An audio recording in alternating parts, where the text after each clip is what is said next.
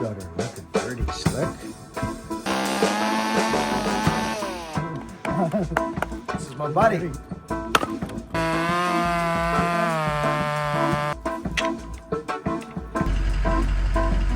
Hey. Down in North Carolina, that is. Carolina. Rocking the big 7.3 diesel. No, it's a 6.0. It's a nice truck. Real nice truck. It's a glorious day. Flat deck tree truck, 4x4, 6.0, 6-speed tranny, sitting at an intersection in North Carolina, friends. I like it here. Very nice. I like the accent down here. We're gonna go run some Max, and it's Sunday, friends, so this is our first day. We had to catch up on some sleep. But I'll tell you, I'm not a diesel guy, but I see the lure. I see the lure of the diesel truck. They're lovely. Oh, this guy's pulling a nut right there. Oh, it looks like they almost put that there for a reason, that little loop in the road there. Look at that. Yeah, U-turns are legal here. Well, there you go. That's why that's there. Oh, this is nice truck. Smooth. Anyway, friends, we're here, North Carolina. We're going to cut some timber, run some old Max, tune up some old saws for a buddy of mine. Just excited to be anywhere these days, friends. This is my buddy, Andy Braswell. He's been watching this channel a long time, haven't you? Yes, sir. Early or late 30s, probably, it would seem, because you're 43. It's like you probably picked up on my channel in your late 30s, mid to late 30s. Yeah. So he's been watching a long time, and we had this TCI thing that we were planning on going to, and this just worked out. Andy says he might have a little bit of tree cutting for us to do, and I said, well, this timing might work out.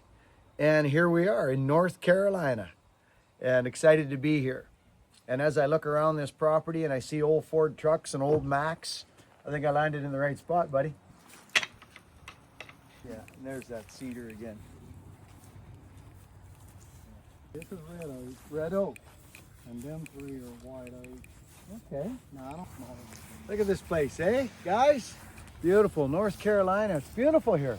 So, friends, people ask me sometimes when I go on these trips, who's the gentleman who are you going to see? Like, well, his name's Andy. He's a wonderful man, a tree man, family man. He's been watching my channel for years, supported the channel. We become friends, and I guess what I'm saying is people think that you go to these places, but they're not YouTubers. I've had those questions to me. Well, does he have a channel? Is he that?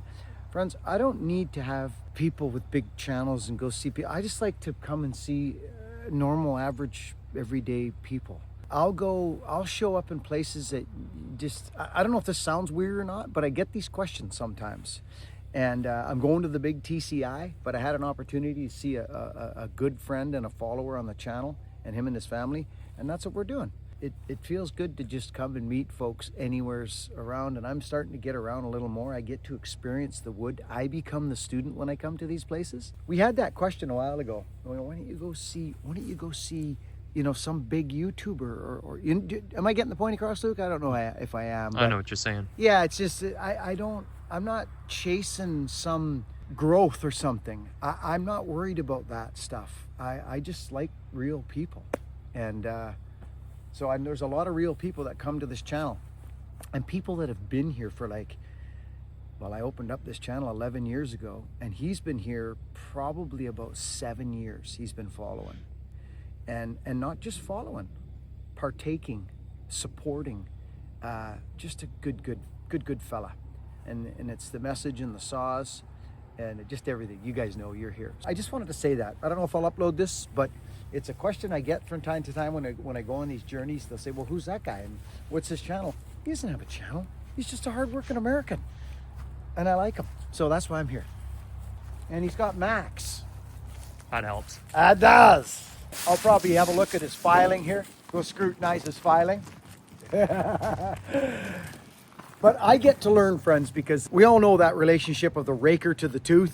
This is white oak. We're in white oak. So I would think that's a fairly good, and you got some axes for me to swing around too, don't you? Yeah, one of yours too. Good. Oh, he's got one of Bucking Specials here. Now look at that. He's got her looking pretty slick. Old Buck and Splash. Now that one goes back a few years. Council head. Eh? 3.5 council head. Look at it. Oh, look at the old Buck and hang. Look at that old hang. That was back in the days of double wedging and filling every gap and countersinking, and that's actually a nice feeling little axe, boy. Oh, that's great to see it. So this is gonna be fun. This is gonna be fun.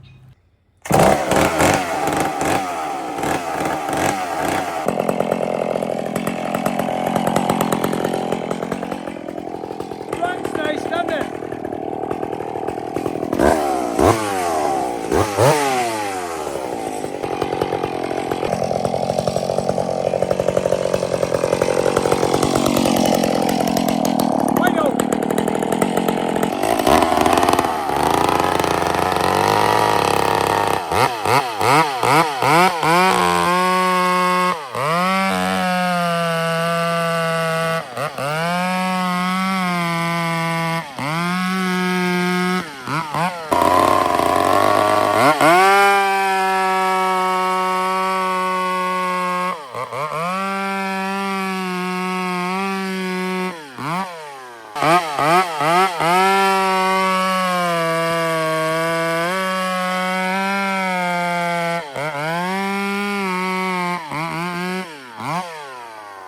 Very strong. These things were wild. These saws were wild out of the factory.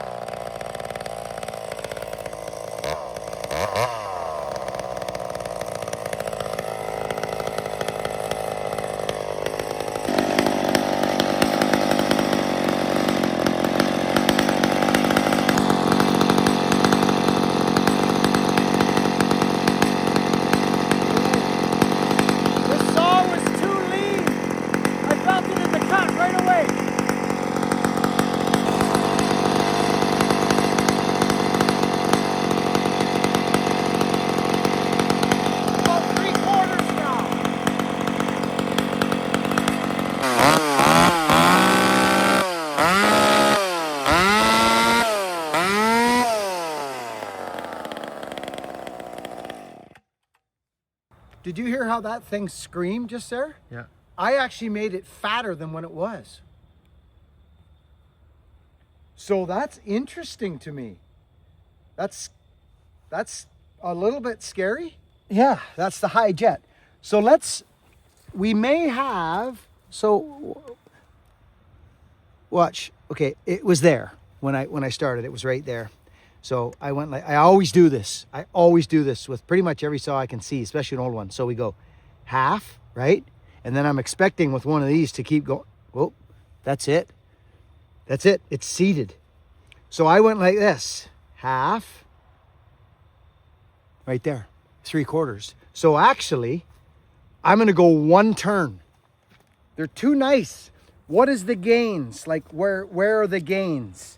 So let's do this. So now we're at one turn on the high jet, which is a very nice, safe place to be on these.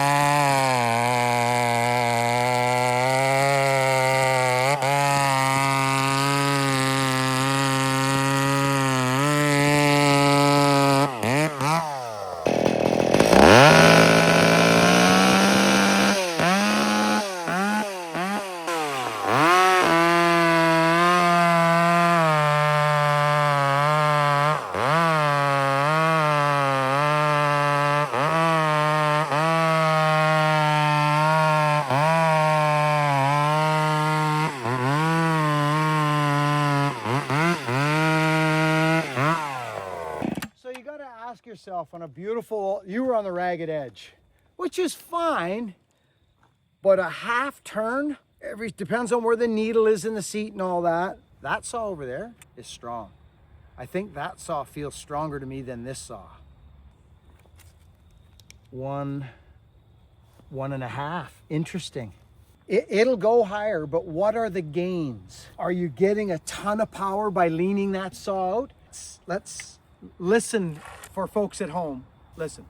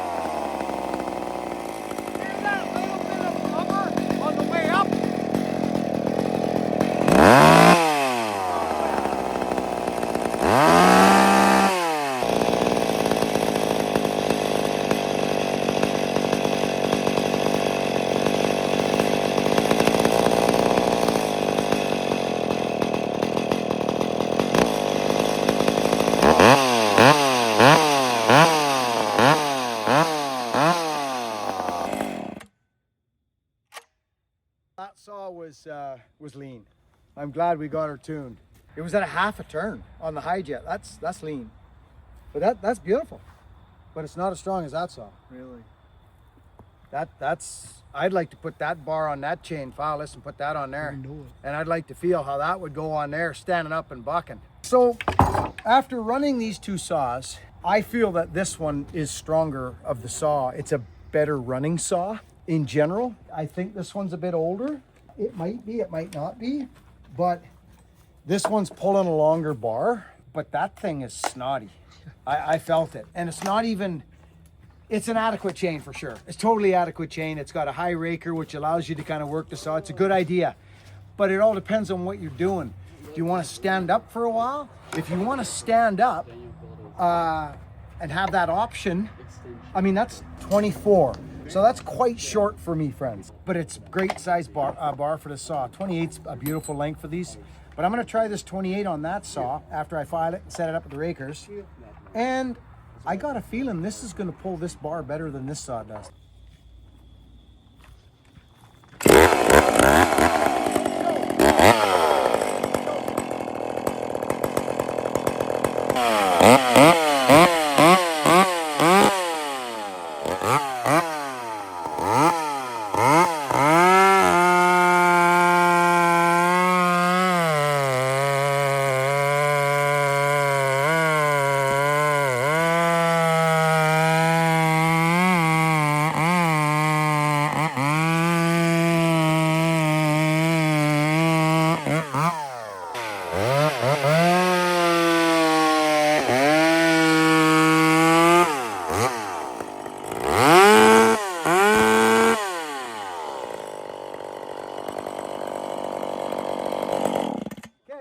now what I'm going to do, just because it's running great, it's running great, but at this point, what would hurt if we just gave it a tad more fuel? It's pulling very nice, but I at this stage, because it's 3/4 of a turn, Luke.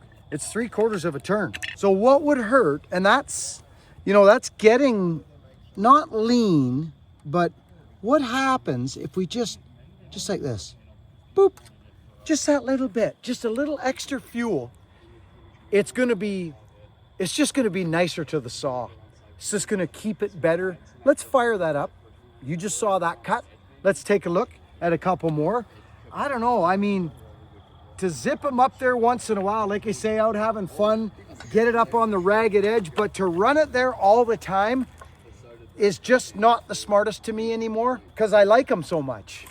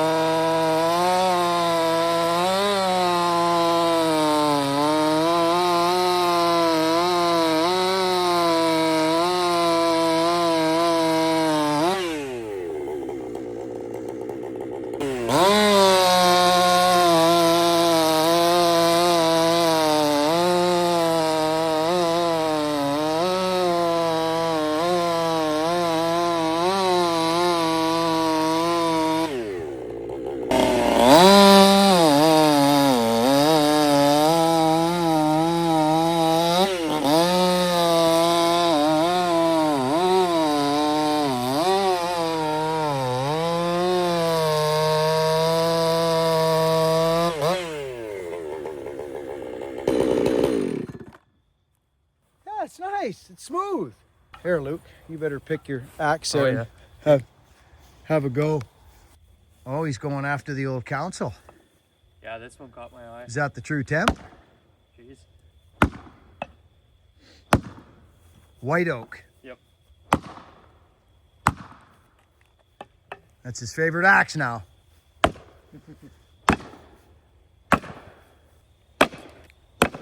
And that would be considered not really hard splitting wood, or not bad. That's pretty good stuff. Yeah, because it's straight. I think red oak's even better, ain't it, Dan? I've heard that red oak's easier to split.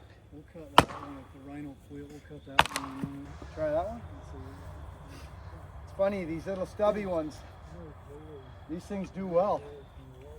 Not a lot of stick power, I don't think. No. Though. No. See, that's what I do miss.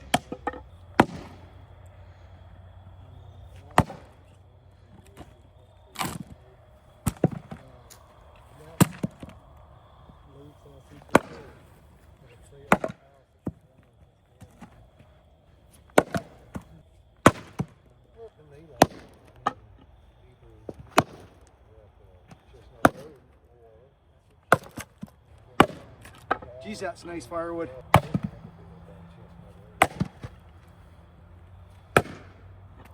Definitely not a soccer game. They don't do that.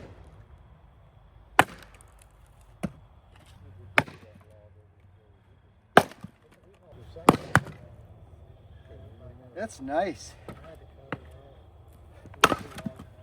Beautiful.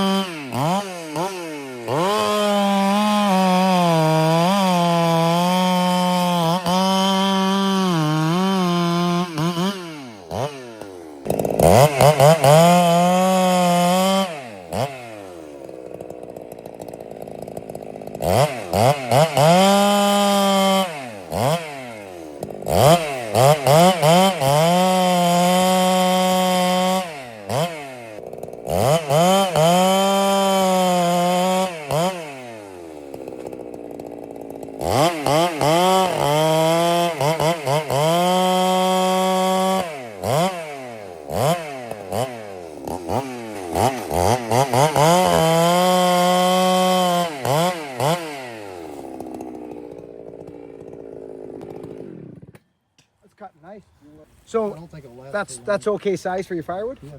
Good. What's that, 28? Where's that little one you had there? This is red oak. Oh yeah. That's just different, isn't it? Oh yeah, not as stringy. And this is straight wood. Oh my goodness gracious. I like me some red oak. You're making shingles next thing you know. Oh, that's lovely, that.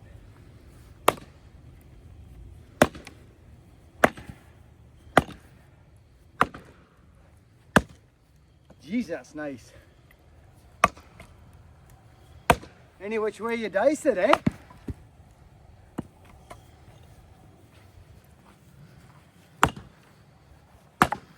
Whew. I see why white oak is the ones that guys complain about. Even this, with this knot here, like, I put my knots at the bottom. And this is red oak. It's got a quadruple check here. It's telling you it wants you every which way here, right? But,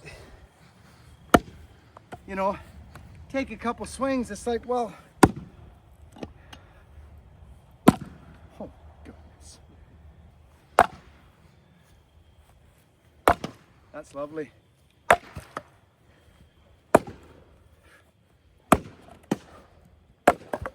That is some fine splitting wood. About good as it gets. Isn't that nice? Around here anyway. All it takes is a little peek, eh, Lukey? How about a little peek? Because we know this is the snotty piece. We just know it. So let's find our little all wood. I don't care the species. It's going to tell you what it wants. There was a knot right there. There's another knot right there. I chose to come in and peel that sucker off wherever that piece went to. It's right there. It was like this. See that, friends? See the concave and the convex meet at the bottom there? Right there like that, you see? That wood is telling you to kick this corner off.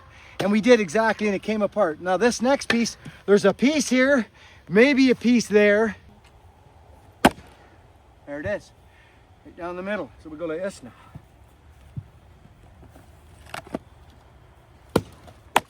There it is. And look at this story it was telling us. Right there. Another one of those knots. I'm just learning this species, all your guys' species, but it really has a similar theory to it. Straight grain splits good, knots not so much. But this is quite nice splitting firewood. See that, Luke? Great big knot right through there. Is that whole thing on I think it is. Yeah. So maybe this one that we talked about. Yeah, right there. There it is. Actually, we said that right in the beginning, didn't we? Yep. Yeah, so there you go. Ready for the... Oh, yeah, there it is there. There she is. Do it. Like this. Yeah. You in? Yeah. Really? Yeah. Oh, you are. Good to see you. Wow. We're in a hotel. Good evening, everyone. Nice couple of days. That day there was our first day meeting up with Andy, and we had just gotten some sleep from the travel, and it was nice. It was nice. It's funny because Andy's been watching the channel a long time, friends, and he knows that, like, he's been in the comment section and been there for years, 7-8 years. And he says, "Oh, fucking, you must get tired of people saying, our wood is this and our wood is that." And I don't, actually. I don't get tired of it. It's just, there's people who are good at certain things and there's people that aren't so good at things. And that goes across the board on everything, every task in the world. It doesn't matter if I don't care what it is. People have been doing things for a very long time and they're better at that task than, say, someone that's just maybe delved into it. These are just 3-pound axes, like about 3.5-pound axes. Nice straight grain wood, white oak. But what I was talking about in this video was that it doesn't matter the species. There's a couple species we all know, the ones, the red gum or the gum and the elm. They're horrible no matter whether they're straight grain or not. The sycamore, there's a few species out there that are terrible. We all know it. But these other species that are splittable, like look at my buddy Bluegrass. I like giving that man a shout out, and he watched me for years. That man can split firewood with an axe. I don't give a lot of people shout outs about, like that in this genre, but that man can swing an axe. He's actually exceptional at it. Bluegrass is exceptional at splitting firewood with an axe. That's because he fed his family with it and he's been doing it for a long time. And there's a few men and women on the internet that can really split firewood just good. They understand the program. So what one guy's going to look at and go, "Oh, you need a maul for that." Another guy like me or Luke or someone else is going to say, "No, I prefer a 4.5-pound axe for that." You know what I mean? It's just all different. And I think we should rejoice in the art of splitting firewood more than what you're using or this or that, or our wood's this and our wood's that. Friends, I've been hearing this stuff for years. And years ago when I was a younger man, I used to think, well, I'll show them. I'll go down there and show them, and this and that. Well, I'm not here showing nobody nothing. I'm here to be the student and learn about the hardwoods down here. And I say it every time I come here or go to Bunyan or Ohio or Pennsylvania. Now I've been in North Carolina. Luke and I are loving it down here. It's beautiful here. Hey, Luke? Oh, it really is. It's really beautiful here. So to everybody in North Carolina, you have got a wonderful piece of dirt here.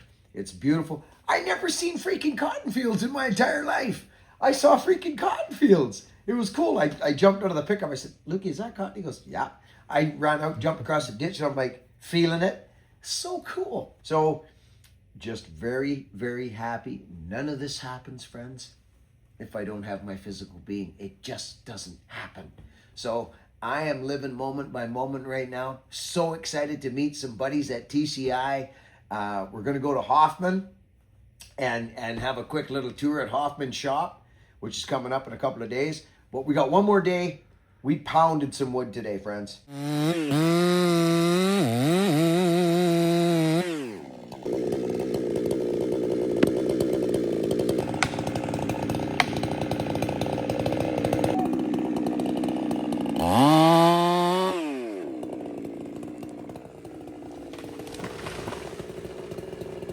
Pounded some white oak and a lot of timber. We smashed her today. We're pretty licked here now. We're gonna hit the rack.